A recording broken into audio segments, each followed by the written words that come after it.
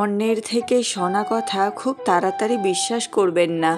মনে রাখবেন, একটা গল্পের তিনটা দিক থাকে: আপনার দিক, তাদের দিক এবং যা সত্য তা। যে তোমার প্রকৃত বন্ধু, সে তোমার সামনে তোমাকে পিটাবে, কিন্তু তোমার পেছনে তোমার রয়েই পুরো পৃথিবীর সাথে লড়াই করবে।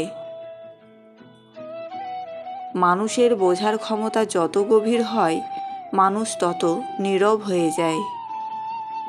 একটা ছোট গল্প হয়তো আপনারা অনেকেই শুনেছেন। ছোট একটা সংসার, বাবা, মা, ছোট ছেলে এবং ছেলেটার দাদু। দাদুর অনেক বয়স হয়ে গেছে, কোনো কাজ করার শক্তি নেই, সারাদিন এক বিছানায় পড়ে থাকে। একদিন ছেলেটার বাবা একটা ঝুড়ির উপর বুড়োকে বসিয়ে জঙ্গলের উদ্দেশ্যে রওনা দিল। যাচ্ছে তো যাচ্ছেই।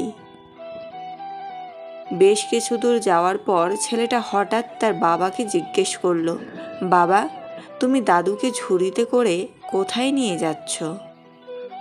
তোমার দাদুকে আমরা এখন জঙ্গলের ভেতর রেখে আসব, বাবা উত্তর দেয়। কেন? ছেলেটা অবাক হয়।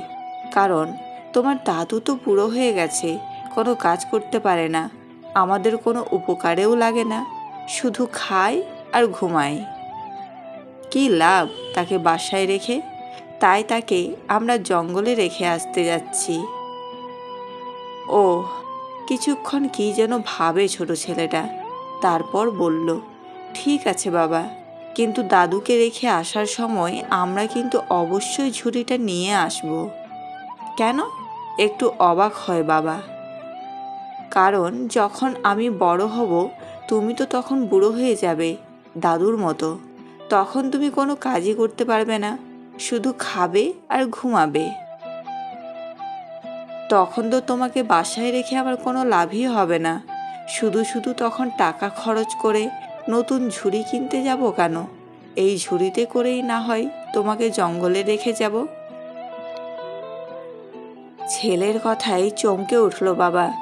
হঠাৎ করেই নিজের ভুল বুঝতে পারল সে যখন ছোট ছিল, যখন কোনো কিছু করার ক্ষমতাই ছিল না, তখন তার বাবা মা তাকে যত্ন করে বড় করেছে।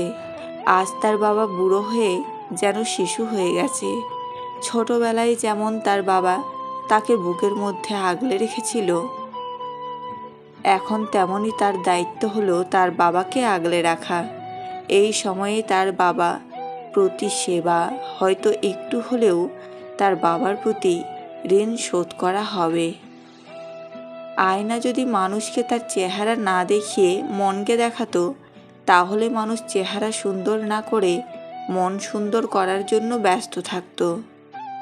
বিবাহিত মেয়ের শারীরিক উত্তেজনা বেশি হলে 3টি লক্ষণ দেখা যায়। 1. তার ঠোঁট লাল হয়ে যায়। 2. কোনো পুরুষের সাথে কথা বলার সময় সে তার চুল নিয়ে খেলতে থাকে। 3. হালকা ঘামতে থাকে এবং নিঃশ্বাস ভারী হয়ে যায়। কথা বলার আগে ভেবে বলুন, কারণ আপনার কথা বলা কারো খুশি নষ্ট করে দিতে পারে। জোর আর জেদ করে সব পাওয়া গেলেও কারো মন আর ভালোবাসা পাওয়া যায় না।